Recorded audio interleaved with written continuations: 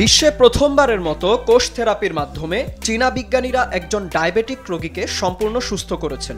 এ ঘটনায় চিকিৎসা বিজ্ঞানে বিবেচনা করা হচ্ছে যুগান্তকারী সাফল্য হিসেবে।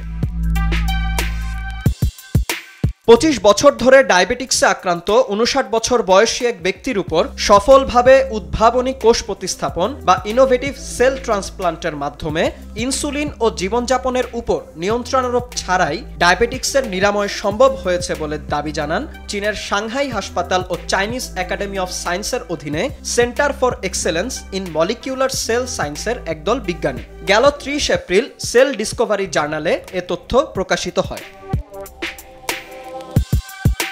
বিজ্ঞানীরা বলেন 25 বছর ধরে টাইপ 2 ডায়াবেটিসে আক্রান্ত থাকা ওই ব্যক্তি গুরুতর ঝুঁকিতে ছিলেন। সেল প্রতিস্থাপনের 11 সপ্তাহ পর ওই ব্যক্তি ইনসুলিন ইনজেকশন থেকে মুক্তি পান। পরীক্ষায় দেখা গেছে ওই রোগীর অগ্নাশয় আইটেলেটের কার্যক্ষমতা পুরোপুরি ফিরে পেয়েছেন। এছাড়াও 33 মাসের জন্য সম্পূর্ণরূপে ইনসুলিন নেওয়া বন্ধ রেখেছেন তিনি।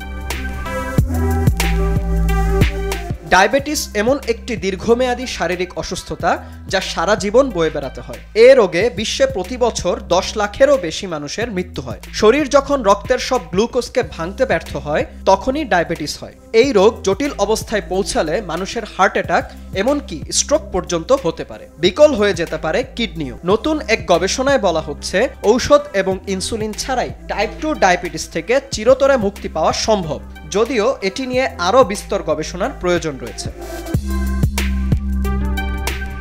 এতদিন নিরাময় অযোগ্য এই ডায়াবেটিস নিয়ন্ত্রণে খাদ্যাভ্যাস ও জীবনধারা পরিবর্তনের উপর নির্ভরশীল ছিলেন বিশেষজ্ঞরা। এই কোষ থেরাপি পদ্ধতি বৃহত্তর গবেষণায় কার্যকর প্রমাণিত হলে এটি রোগীদের দীর্ঘস্থায়ী ঔষধের বোঝা থেকে মুক্ত করতে পারে। এর ফলে মানুষের স্বাস্থ্য ও জীবনযাত্রার মান উন্নত হবে এবং চিকিৎসা ব্যয় কমবে বলে মনে করেন চিকিৎসা বিজ্ঞানীরা।